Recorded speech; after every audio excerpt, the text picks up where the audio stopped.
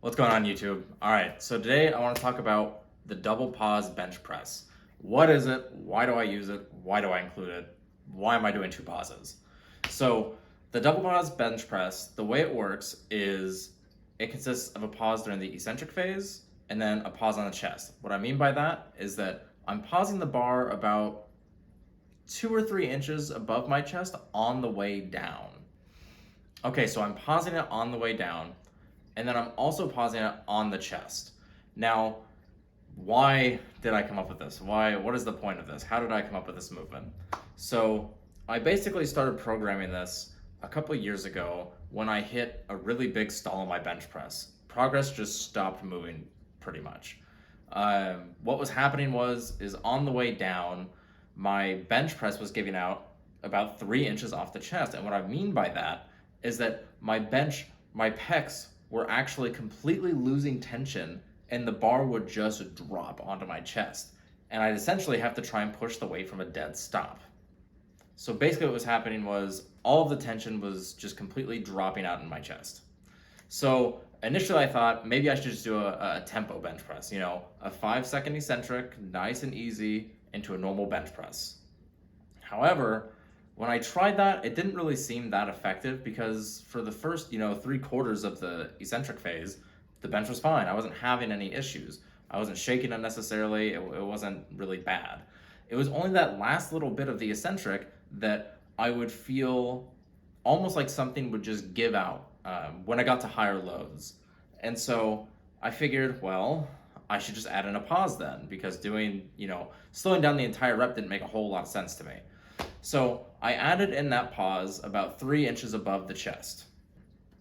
Okay, so fast forwarding, I'm doing this for a couple weeks, and with each week, it's getting a bit better. I'm doing it about twice a week at this point, and the pause starts about 3 inches off the chest, and then it gets about 2 inches off the chest, then I'm only about an inch off the chest, and before I know it, I'm only really pausing about a hair above the chest, and I'm maintaining tension the whole time.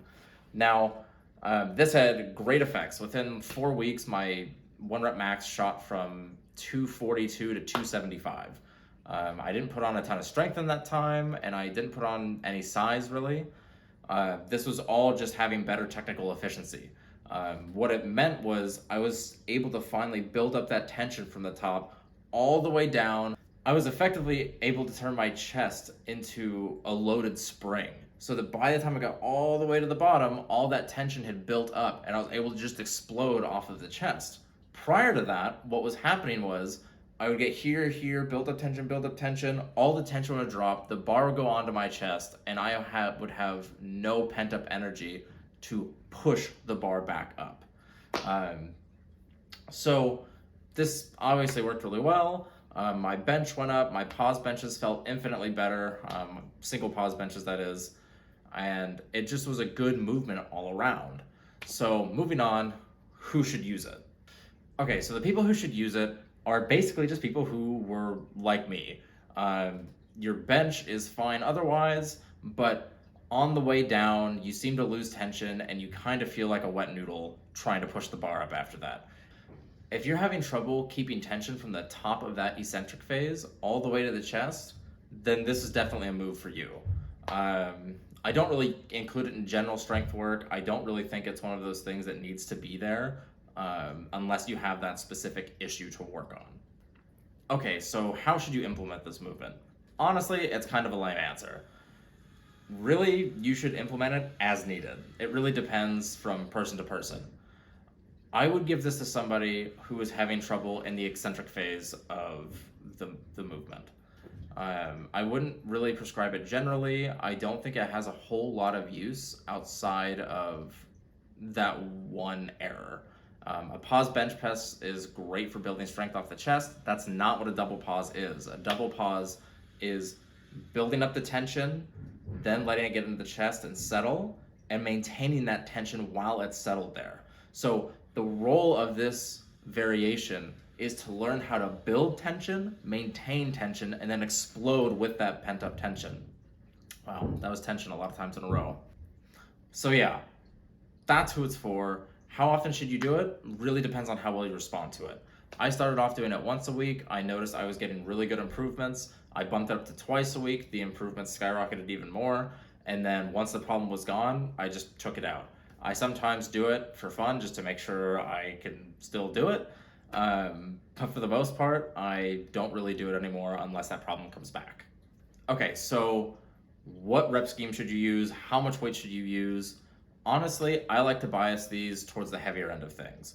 I like keeping them in the 3 to 5 rep range, and I think that is generally a personal preference, but it makes sense. I think people's technique often breaks down more when the load gets heavier. This is a powerlifting variation, not a bodybuilding variation. So I prefer to keep it in the lower rep range. I think that is where most people will benefit. So yeah, 3 to 5 rep range, and I don't really have a specific weight that I prescribe for it.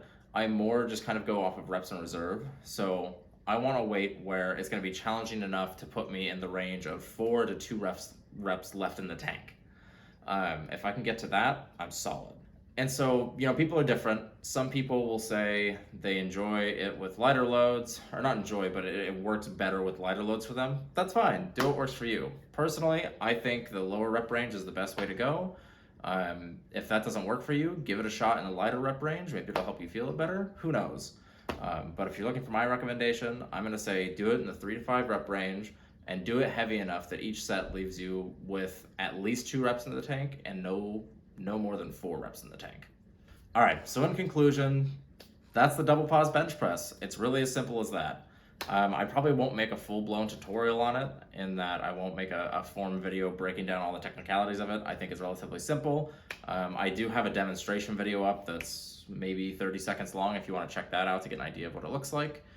But yeah, so everybody's different, so take my examples with a grain of salt. Find what works for you. In my video, you'll see how I paused it. I told you earlier my progression with it. I think that's how it worked really well for me. Depending on the specific person's needs, the way you implement it might look a little bit different. The pause might come a little bit earlier, it might come a little bit later. That depends on your particular struggles. So don't just mimic mine one-to-one. Take a second, think about what your issue is, and go from there.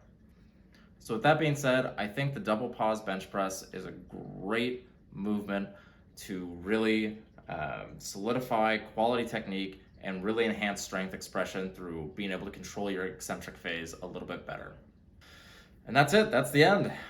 If you found this video helpful, please like and subscribe, and go ahead and leave a comment below and let me know if there's any sort of programming consideration videos you might be interested in watching. I have a lot of ideas already, but I'm always open to new things and new ideas I hadn't thought of, and I'm ultimately starting this channel to help. So yeah, go ahead and let me know, and I'll get back to you. And I'll also have a link to my socials in the description.